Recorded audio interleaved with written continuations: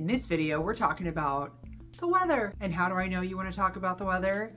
I have a secret trick that I've never told you guys. You guys ask this all the time. I go to this handy dandy site called Answer the Public, and this is like a sneak peek on what people are asking on all of Google. So this is really cool. So you go to Answer the Public.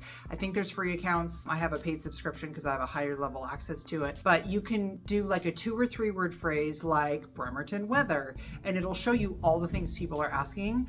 And this is like one of the top 5. So it's like my like little cheat sheet on how I know what you guys want to talk about.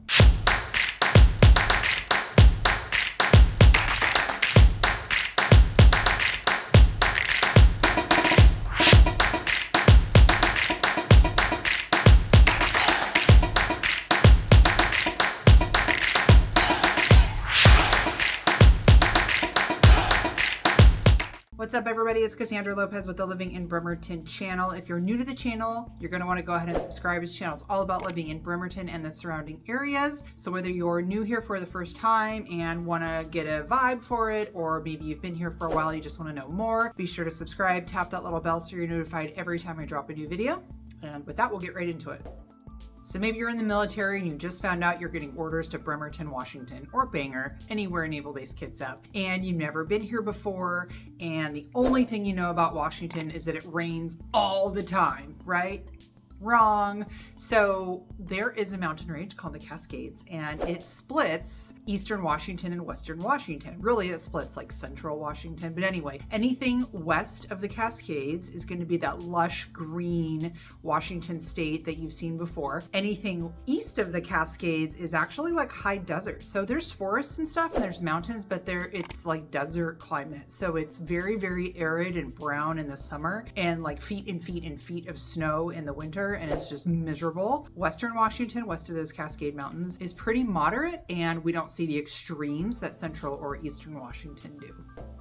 Bremerton has what's considered a temperate oceanic climate, which means we have a nice cool breeze off the Puget Sound. We're surrounded by water on tons of sides, and we're surrounded by mountain ranges, Cascades to the east, Olympics to the west, and we sit in kind of this little basin area on the Puget Sound. Temperate oceanic climate just means we have mild, wet winters, we have warm, dry summers, and fall and springtime are kind of in between.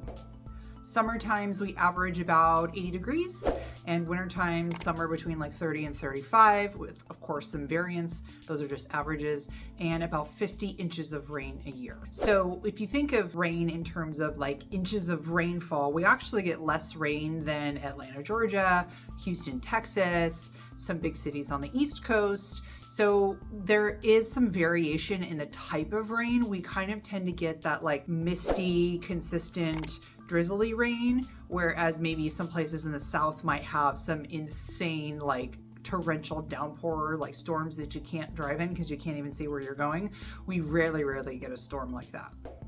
So we're gonna start with fall time. Fall time is like September, October, November into December. Kind of the rain starts picking up like in October time. So the daylight savings is in November. It kind of starts tapering off, the sunlight and stuff starts tapering off until you get to daylight savings. And as we approach the winter solstice, I mean, it's dark at 4 p.m. and it doesn't get light till like 9 a.m. So fall time, late fall time, right into the winter is really dark and wet. September is actually one of the best months to visit here if you've never been here before. A couple of reasons: the touristy season is over, kids are back in school, so everything's just kind of like quiet, and it's still pretty warm and it's still pretty dry. So September's, we're going to see like 70s, and we're going to see like a little bit of rain, but rain really doesn't start picking up till October.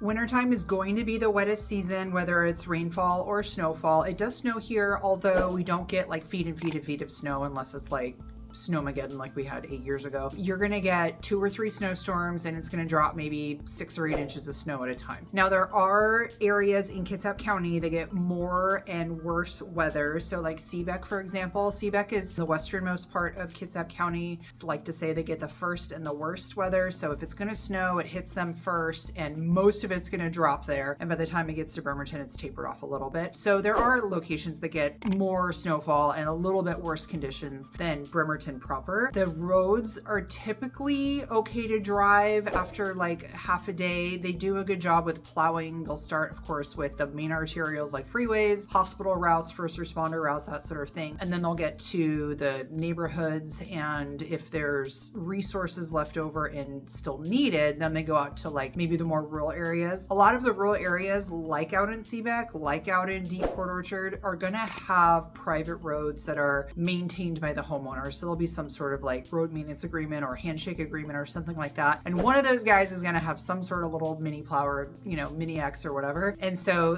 the neighbors just tend to take care of themselves and keep their roadways cleared, whereas the municipalities can't really make it out there. And typically we won't even see snow until like late January into February. It doesn't really snow on, we rarely have a white Christmas. It's just kind of wet and gray and overcast. And then late January, February, we'll see those couple of snowstorms.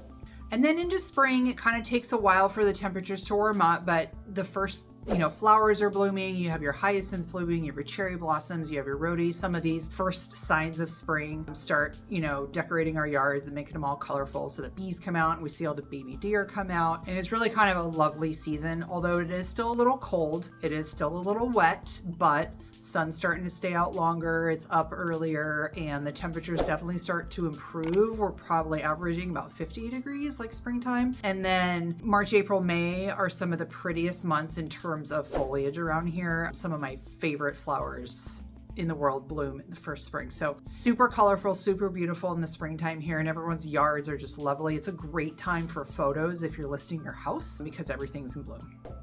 May is one of those sneaky months where like you can tell it's like almost summertime. It's starting to get warm. Maybe like you put your pants away and you broke out your shorts, but then like the very next week it'll be back to like 50 degrees and raining. So you really never know in May. So make sure that you still have your rain jacket handy, but you know, t-shirt and shorts is acceptable on some days as well. And then we get into the summertime. So there's kind of a fun little saying among the locals here, the summer doesn't start till the 4th of July. So June can still kind of be cold, although this year it was fairly warm early. So we got an early start to the summer. It was nice and hot even before the kids got out of school. And so we've been enjoying our summertime quite a bit. And currently right now it's like 70 degrees. It's gonna be sunny later this afternoon. So which is, I mean, 70 to 80 in that range is like really, really comfortable. If you're from a warm climate, like Texas or Florida, Southern California, I know it gets hot there and you're gonna be like freezing when you get here. And the Pacific Northwesterners, us who have been here for a long time, like everyone starts to wilt over 70 degrees. It's just like too hot, right? I myself am from California, so I love the heat. I've never been bothered by it, but I can tell I'm getting a little bit less tolerant of it the more I live here, and I've been here for like 24 years. So anyway, all that to say, June's lovely. June's a really good start to the summer. 4th of July really kicks it off, and then it's just tank tops and shorts for the rest of the summer. And also in the summertime, we rarely see any rain. There may be 1 or 2 storms that come through for like a day, but summertime rain isn't really common here. It'll go 2 months in a row without any rain at all. Everyone's grass is all dead unless they water it. You know, you have to really make sure that you have a good irrigation system if you have a lot going on in your yard. It gets hot and it gets dry in the summertime. I know there's a couple of weekends that we might get like triple digits. That is a thing, but it's not consistent. It's not like Las Vegas where it's over 100 degrees for 90 days in a row. Like that's just insanity. So nothing like that here. It's still pretty mild. Those are just kind of the outliers here and there. Average like around 80, like I was saying. Now, if you're a super outdoorsy person, you like to do outdoor activities year round, and you're not from here, you're gonna just have to get used to doing that in the rain because it's gonna rain if you're outside sometimes. Don't worry, you're not gonna melt. We're not made of sugar and spice and everything nice. So just get your rain gear. There's tons of rain gear anywhere you can get it. The locals really don't use umbrellas that much. We always like to have both hands handy to do whatever, groceries or dogs or kids or whatever we need to pull. So rain gear is a pretty common and a pretty applicable and practical way to stay dry. I hope that quick overview on the weather in Bremerton was super helpful. If you have any comments or video suggestions, please leave them below. As always, you can reach out to me, call, text, or email if there's anything I can do to support your relocation at Bremerton, Washington. See you on the channel. Bye for now.